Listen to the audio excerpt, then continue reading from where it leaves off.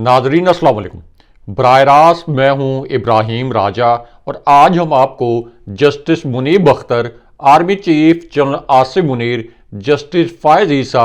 ISI के एक official 73 second की एक इंतहाई दिलखराश नोयत की वीडियो और पाकिस्तान के सबसे बड़े और सबसे मकबूल लीडर इमरान खान साहब के मुतल्लिक 4 बड़ी ब्रेकिंग न्यूज़ से आगाह करेंगे। सबसे पहले आपको army chief general Asim Munir और इमरान खान साहब के मुतल्लिक एक हसास नोयत की ब्रेकिंग न्यूज़ से आगाह करते हैं। अब नजम सेठी साहब ने army chief general Asim Munir और इमरान खान साहब के मुतल्लिक क्या 3 तहलका खेज और हसास नोयत के इंकशाफात किए हैं। ये तीनों इंकशाफात मुख्तसरन आपके सामने रखते हैं। नजम सेठी साहब ने अपने पहले इंकशाफ में 2 जनरल्स का जिक्र किया। उसके बाद नजम सेठी साहब ने अपने पहले इंकशाफ में यह तासुर दिया कि फौजी क़यादत ने या army chief general Asim Munir ने इन 2 जनरल्स को इमरान खान साहब के मुतल्लिक एक बहुत ख़ास किस्म की जिम्मेदारी दी थी और एक बहुत ही हसास नोयत का टास्क इन 2 जनरल्स को army chief general Asim Munir या फौजी क़यादत की जानिब से दिया गया था। उसके बाद नजम सेठी साहब ये कहते हैं कि ये जो दोनों जनरल्स हैं या उनका तासुर यह है कि ये जो दोनों जनरल्स हैं इनका ताल्लुक ISI से है और इनमें से एक जनरल ऐसे हैं जिनका नाम आपने बार बार इमरान खान साहब की जुबान से भी सुना होगा और इमरान खान साहब कई मरतबा अपनी मीडिया टॉक में और इसी तरह जब इमरान खान साहब गिरफ्तार नहीं थे तो उस वक्त भी यही जो जनरल हैं इनका नाम इमरान खान साहब कई मरतबा अपनी तकरीरों में लेते थे। अब इस पूरी सूरत हाल में नजम सेठी साहब ने अपने पहले इंकशाफ में ये कहा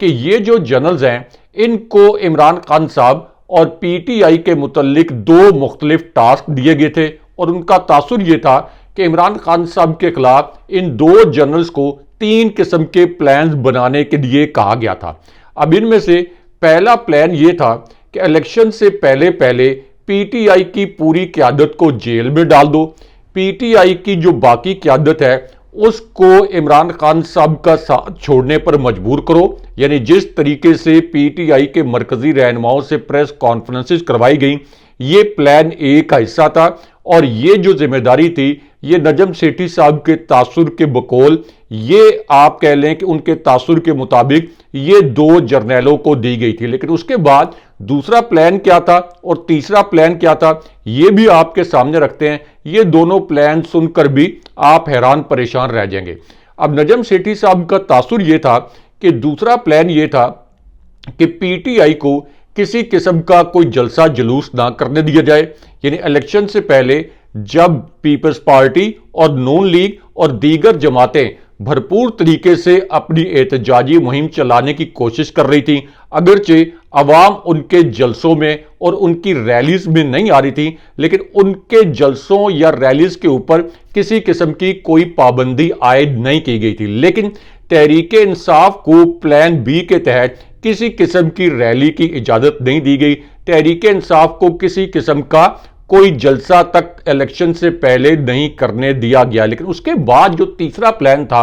इसके मुतल्लिक सबसे हसास नोयत का इंकशाफ हुआ। अब ये जो तीसरा प्लान है नजम सेठी साहब के तासुर के मुताबिक या आप कह सकते हैं कि जो उन्होंने ब्रेकिंग न्यूज़ दी उसके मुताबिक तीसरा प्लान ये था कि इमरान खान साहब और PTI से बल्ले का इंतखाबी निशान छीन लिया जाए। यानी जस्टिस फायज ईसा को एस्टैब्लिशमेंट ने अपने साथ मिलाया और फिर एक प्री प्लान या आप ये कह लें कि पहले से तयशुदा मंसूबे के तहत PTI से बल्ले का इंतखाबी निशान जो है ये छीना गया। लेकिन उसके बाद ये जो 2 जनरल थे ये कौन थे इनके मुतल्लिक भी आप ये कह लें कि इशारतन बताया गया कि ये दोनों जनरल्स कौन थे और ISI के अंदर ये दोनों जनरल जो हैं ये किन ओहदों पर तैनात रहे। अब इस पूरी सूरत हाल में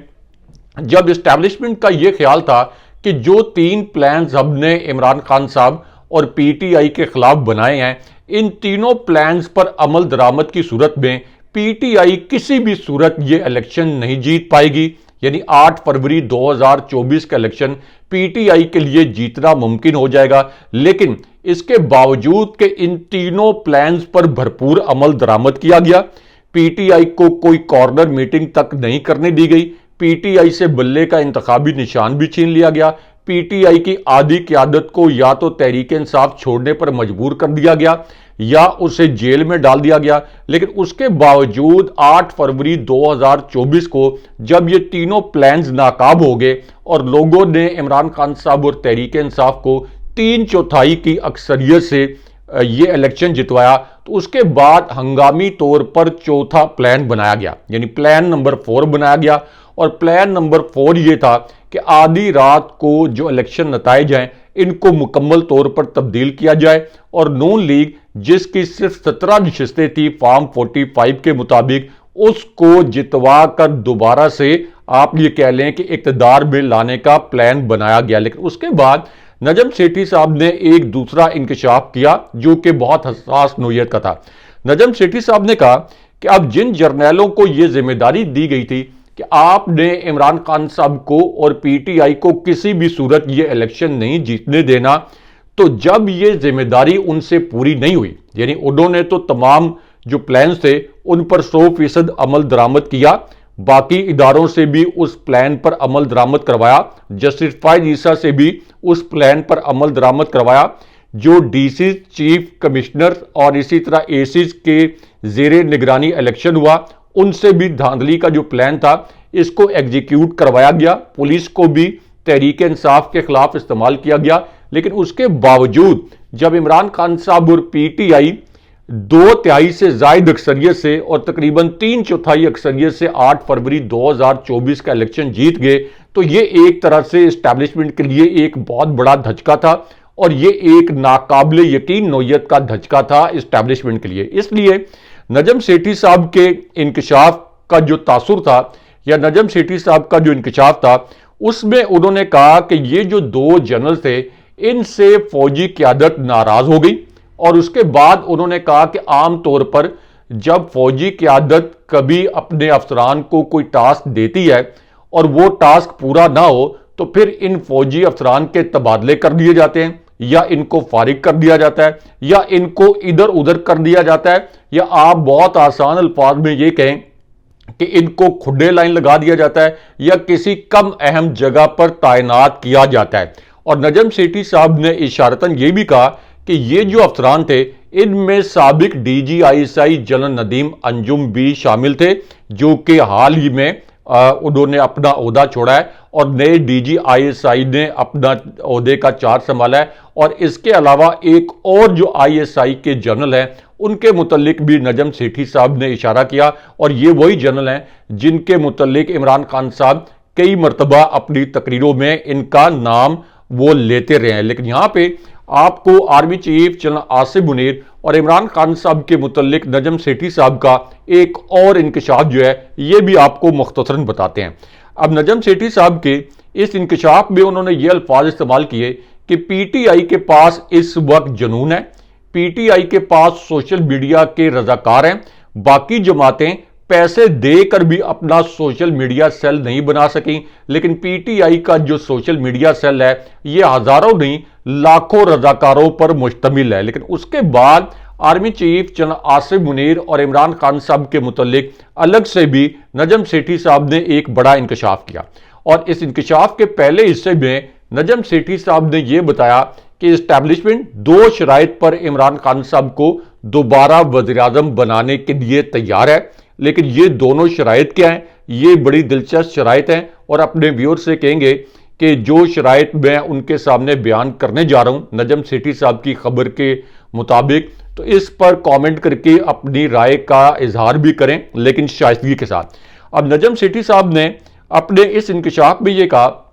कि फौजी क़यादत या इस्टेब्लिशमेंट की क़यादत इमरान खान साहब को वज़ीर-ए-आज़म बनाने के लिए तैयार है, इमरान खान साहब का जो लूटा हुआ मैंडेट है इसको वापस करने के लिए तैयार है, लेकिन फौजी क़यादत की 2 शराइत हैं कि इमरान खान साहब हमारी ये 2 शराइत माने। अब इनमें से फौजी क़यादत की एक शर्त यह है कि इमरान खान साहब जब वज़ीर-ए-आज़म बन जाएं, जब उनका लूटा हुआ मैंडेट उनको वापस कर दिया जाए, तो इस वक्त जो इस्टेब्लिशमेंट की शख्सियात हैं इनके खिलाफ इमरान खान साहब किसी भी किस्म का कोई एक्शन ना लें और इसके मुतल्लिक इमरान खान साहब कोई गारंटी दें कि जब वो वज़ीर आज़म बनेंगे तो इन शख्सियात के खिलाफ कोई कार्रवाई नहीं करेंगे। उसके बाद नजम सेठी साहब ने कहा कि इस्टेब्लिशमेंट की दूसरी शर्त यह है कि इमरान खान साहब अब भी और वज़ीर आज़म बनने के बाद भी इस्टेब्लिशमेंट की मौजूदा शख्सियात, चाहे वो हाजिर सर्विस हों, चाहे वो उस वक्त रिटायर हो जाएं, तो उनके खिलाफ किसी किस्म के कोई बयानात वगैरह ना दें। और उसके बाद नजम सेठी साहब ने कहा कि एक दो और गारंटीज मांगी गई हैं इमरान खान साहब से कि अगर आपको प्राइम मिनिस्टर बनाया जाए तो हमारी ये शराइत हैं, इस पर आपको अमल दरामद करना होगा। लेकिन यहां आपको army chief general Asim Munir और इमरान खान साहब के मुतल्लिक अलग से जो एक बड़ी ब्रेकिंग न्यूज आई है, इमरान खान साहब ने army chief general Asim Munir के मुतल्लिक क्या दो अहम और हसास नोयत के इंकशाफात किए और क्या दो ऐसे जुमले बोले जिन्हें पाकिस्तानी मीडिया ने सेंसर कर दिया। ये दोनों जुमले मुख्तसरन आपके सामने रखते हैं। अब इमरान खान साहब ने अपने पहले इंकशाफ में army chief general Asim Munir का रेफरेंस दिया। उसके बाद इमरान खान साहब ने कहा कि मेरे इल्म में आर्मी चीफ और नवाज शरीफ के मुतल्लिक कुछ हकायक मेरे इल्म में आए हैं। और उसके बाद इमरान खान साहब ने कहा कि एक रिटन एग्रीमेंट जो है ये मुबैना तौर पर, यानी इमरान खान साहब के अल्फाज हैं, उनके बकौल एक रिटन एग्रीमेंट आर्मी चीफ और नवाज शरीफ के दरमियान हुआ। ये जो रिटन एग्रीमेंट था ये असल में लंदन प्लान था और लंदन प्लान का मरकजी नुक्ता ये था कि पीटीआई को मुकम्मल तौर पर तबाह कर दिया जाएगा, इमरान खान को जेल में डाला जाएगा और उसके बाद पीटीआई की जो पूरी क्यादत जो कि इमरान खान के साथ खड़ी होगी उसके ऊपर दहशतगर्दी के मुकदमात बनाए जाएंगे। उसके बाद इमरान खान साहब ने कहा कि रावलपिंडी के एहतजाज में 80 साल की औरत पर पर्चा काट दिया गया और बुशरा बीबी साहिबा को सिर्फ इसलिए जेल में रखा गया है ताकि मेरे आसाब को तोड़ा जा सके। लेकिन उसके बाद इमरान खान साहब ने फौजी क्यादत या आर्मी चीफ के मुतल्लिक बड़ा हसास जुमला बोला। इमरान खान साहब ने कहा कि इस वक्त जो जाली आईनी तरमीम लाई जा रही है ये सिर्फ जस्टिस फायज ईसा की एक्सटेंशन के लिए नहीं है, बल्कि इसके जरिए chief election commissioner Sikandar Sultan Raja को भी एक्सटेंशन देना मकसूद है। और इसी तरह थर्ड अंपायर की एक्सटेंशन जो है ये भी इसी जाली आईनी तरमीम के जरिए की जाएगी। और उन्होंने ये अल्फाज इस्तेमाल किए कि ये गैंग ऑफ 3 की एक्सटेंशन का मामला है। उसके बाद इमरान खान साहब ने कहा कि जस्टिस फायज ईसा असल में जस्टिस मुनीर प्लस बन गया है, बल्कि उन्होंने कहा कि जस्टिस मुनीर प्रो मैक्स जो है वो इस वक्त जस्टिस फायज ईसा बन चुके हैं। लेकिन उसके बाद इमरान खान साहब ने एक बहुत बड़ा ऐलान एस्टैब्लिशमेंट के मुतल्लिक और पीटीआई के मुतल्लिक भी किया। इस ऐलान में इमरान खान साहब ने कहा कि 2 अक्टूबर को मियां वाली, उसके बाद फैसलाबाद और बहावलपुर में एहतजाज होगा, जबकि 4 अक्टूबर को जुमे को इस्लामाबाद के रेड जोन में जहां सुप्रीम कोर्ट भी वाक़ है, ऐवान सदर भी वाक़ है, प्राइम मिनिस्टर सेक्रेटेरिएट भी वाक़ है, तो 4 अक्टूबर को इस्लामाबाद के रेड जोन में डी चौक पर एक बहुत बड़ा सुनामी एहतजाज होगा। और फिर 5 अक्टूबर को लाहौर में मीनारे पाकिस्तान पर एहतजाज किया जाएगा। और खान साहब ने वाजे किया कि ये जो एहतजाज है इसकी क़यादत अली अमीन गंडापुर करेंगे। लेकिन यहां आपको एक खुफिया एजेंसी के मुतल्लिक जो एक वीडियो क्लिप वायरल हुआ है इसके मुतल्लिक मुख्तसरन बताते हैं। तो मामला यह है कि इस क्लिप में काशिफ अब्बासी साहब ने, जो कि एक मारूफ और बड़े दबंग सहाफ़ी हैं, उन्होंने एक बड़ा इंकशाफ किया। इस इंकशाफ में उन्होंने बताया कि ये जो आईनी तरामीम लाई जा रही थी इनके लिए अरकान असेंबली को भेड़ बकरियों की तरह असेंबली में बंद किया गया। एक रुकने असेंबली की वालदा शदीद बीमार थी और वेंटिलेटर पर थी। उसने मिन्नतें की कि मुझे जाने दो, लेकिन उसे कहा गया कि वोट डाले बगैर आप नहीं जा सकते। लेकिन यहां आपको जस्टिस फायज ईसा और जस्टिस मुनीब अख्तर के मुतल्लिक अब से कुछ देर पहले जो एक बड़ी ब्रेकिंग न्यूज़ आई है, ये ब्रेकिंग न्यूज़ आपको मुख्तसरन बताते हैं, क्योंकि जस्टिस मुनीब अख्तर ने अब जस्टिस फायज ईसा को चारों शाने चित कर दिया। वो जस्टिस फायज ईसा जिन्हें सुप्रीम कोर्ट के रिपोर्टर ये कहते हैं कोट अनकोट कि जस्टिस फायज ईसा इस वक्त एस्टैब्लिशमेंट के सबसे घटिया और सबसे हकीर एजेंट बन के सामने आए हैं। अब जस्टिस मुनीब अख्तर के मुतल्लिक पाकिस्तान के सबसे बड़े न्यूज़ चैनल ने क्या अहम तरीन खबर नशर की है, इस खबर के 2 नुकात मुख्तसरन आपके सामने रखते हैं। इस खबर के पहले नुक्ते में यह बताया गया कि सुप्रीम कोर्ट के सीनियर जज जस्टिस मुनीब अख्तर ने आर्टिकल 63A की तशरीह के मुतल्लिक जस्टिस फायज ईसा का जो नजरसानी केस की समाअत का हुक्मनामा था, इसको गैर कानूनी करार दे दिया। उसके बाद इस खबर के दूसरे हिस्से में बताया गया कि जस्टिस मुनीब अख्तर ने अब रजिस्ट्रार सुप्रीम कोर्ट को एक ताजा और नया खत लिखा और इसमें उन्होंने कहा कि जस्टिस फायज ईसा ने जो समाअत का हुक्मनामा जारी किया यह मुकम्मल तौर पर गैर कानूनी है, क्योंकि इसमें यह लिखा गया कि 5 रुकनी लार्जर बेंच ने केस की समाअत करनी थी। उन्होंने कहा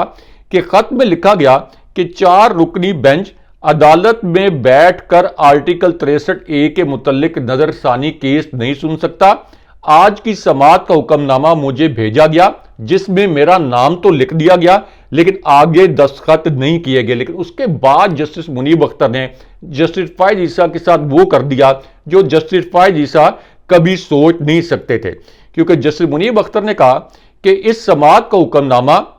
जुडिशल ऑर्डर नहीं है और आर्टिकल 63A की तशरीह के मुतल्लिक नजरसानी केस के हुक्मनामे की कोई हैसियत नहीं। और उसके बाद फिर जस्टिस फायज ईसा के मुतल्लिक उन्होंने एक ऐसा जुमला लिखा जो कि इस वक्त सोशल मीडिया पर वायरल है, क्योंकि जस्टिस मुनीब अख्तर ने अपने खत में हू बहू वही अल्फाज लिख दिए जो जस्टिस फायज ईसा ने उस वक्त लिखे थे जब जस्टिस बंदयाल चीफ जस्टिस थे और जस्टिस फायज ईसा ने उस वक्त एक बेंच को गैर कानूनी करार दिया था। अब उस वक्त जस्टिस फायज ईसा ने यह अल्फाज लिखे थे कि मैं इस अदालत को नहीं मानता,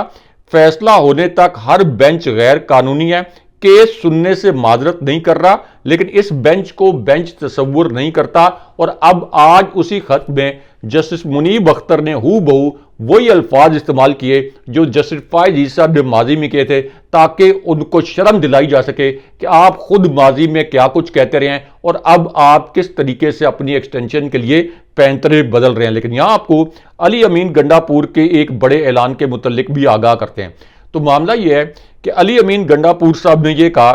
कि जिस वक्त हमने रावलपिंडी में एहतजाज किया, हमारे कुछ कारकुनों ने उन पुलिस एहलकारों को घेरा जो कि लोगों पर गोलियां चला रहे थे, लेकिन मैंने इनको रेस्क्यू किया। अली अमीन गंडापुर साहब ने कहा कि मैं अब पंजाब पुलिस को वार्निंग दे रहा हूं कि हमने तुम्हें उस दिन तो छोड़ दिया, अगर तुम्हें हमारे बच्चों और फैमिली का एहसास नहीं तो अगली बार तुम हमारे हत्थे चढ़ोगे तो तुम्हें हम यहां यानी केपी लेकर आएंगे। लेकिन यहां पे चीफ इलेक्शन कमिश्नर की बरतरफी के मुतल्लिक भी एक अहम खबर से आपको आगाह करते हैं। तो मामला यह है कि chief election commissioner Sikandar Sultan Raja जो सुप्रीम कोर्ट के फैसले मानने से भी इनकारी हैं, अब पीटीआई ने उनके मुतल्लिक एक पॉलिसी स्टेटमेंट जारी किया है कि चीफ इलेक्शन कमिश्नर को फौरी तौर पर बरतरफ किया जाए, इनको हथकड़ियां लगाई जाएं, इन पर आर्टिकल 6 लगाया जाए। और दूसरी जानिब वकला तंजीमों ने अपने एक एलामिया में भी अब chief election commissioner Sikandar Sultan Raja की फौरी बरतरफी का मुतालबा किया है, जैसा कि आप इस वक्त हमारे थंबनेल में भी देख रहे हैं। और यहां अहम बात यह है कि सुप्रीम कोर्ट के रिपोर्टर्स अपने जराये से यह खबरें दे रहे हैं कि इस वक्त जस्टिस मंसूर, जस्टिस मुनीब अख्तर और जस्टिस आयशा जो हैं, ये तीनों जज जस्टिस फायज ईसा के खिलाफ मुकम्मल तौर पर डट गए हैं। अगले प्रोग्राम तक के लिए अल्लाह हाफिज।